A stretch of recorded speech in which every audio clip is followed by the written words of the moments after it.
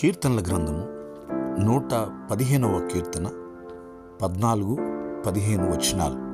యెహోవా మిమ్మును మీ పిల్లలను వృద్ధి పొందించును.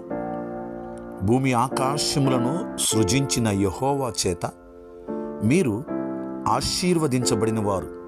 ప్రియులారా, దేవుని వాగ్దాన వాక్యము.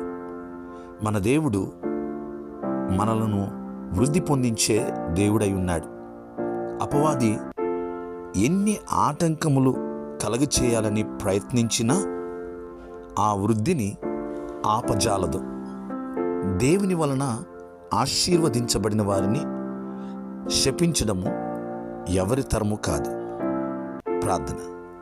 సకల ఆశీర్వాదములకు కారణభూతుడా మా దేవా, మీకు వందనాలు, స్తోత్రాలు.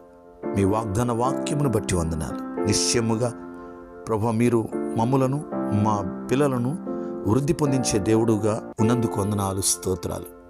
అయ్యా, భూమిని ఆకాశములను అందలి సమస్తములను సృజించిన మా సృష్టికర్త, మీకు వందనాలు, స్తోత్రాలు ప్రభు. అయ్యా, మమ్మల్ని మీరు ఆశీర్వదించిన విధానాన్ని బట్టి మీకు వందనాలు, స్తోత్రాలు. అయ్యా, నీవు నిశ్చయముగా ఆశీర్వదించే దేవుడవు. అయ్యా, మీకు వందనాలు నాయనా.